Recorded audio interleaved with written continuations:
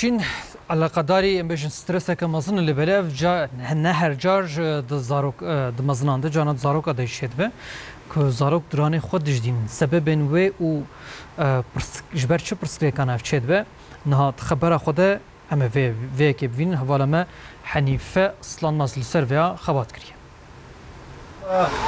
İşleri çok güzelmiş. Şidandın adiran anjî qirçîniya wan ev yek pirsgirêka gelek merivane lê bi taybetî di nav zarokan de berbelav e. Avê bruksizm e. Di nava gel da jî jê re dibêjin nexweşiya şidandina diranan.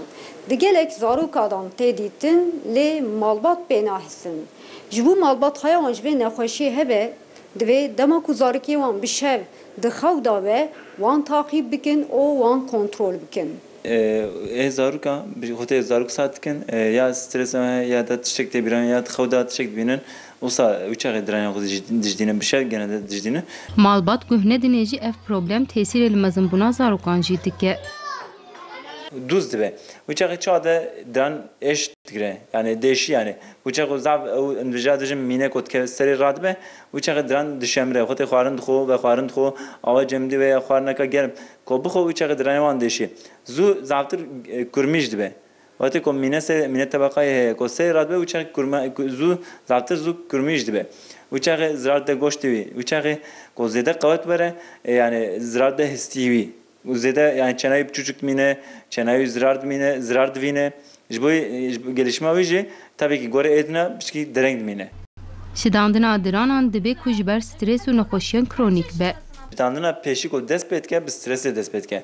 Zaruk kokan divine de tırsın direnol dinin, ko tiştek de bir an direnol dinin, ko kemen stresi işte mektebe bej, diyah bej, malzeme bej, oyuncak ve her tiştek ko kemen stresle zaruk uçağı direnol dine.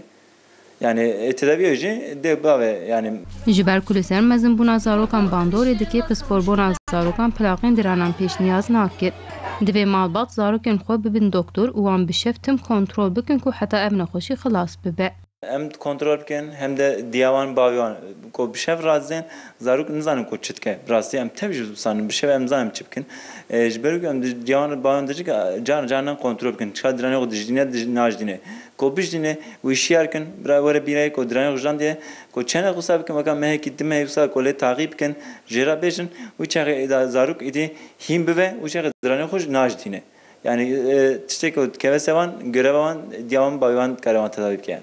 Mamoste undevejin ya via bu gotine dibe zaruk razaya yani bir şey ve hayaliyetine yani via bu akıl bir şuur nabe tişte gazan yani çıma zaruk satke. Burası tibiyate çiveji her çimeji tibiyate dirençlandırıcı tibiyate. Ko xurut serif sekne ko tjera beju saneke eda bu xawda betu işyar ki ko tixi biravi vakti ki burada sa hindbe edi der ejdanne berde. Öyle bine ko tibiyate ki aslında.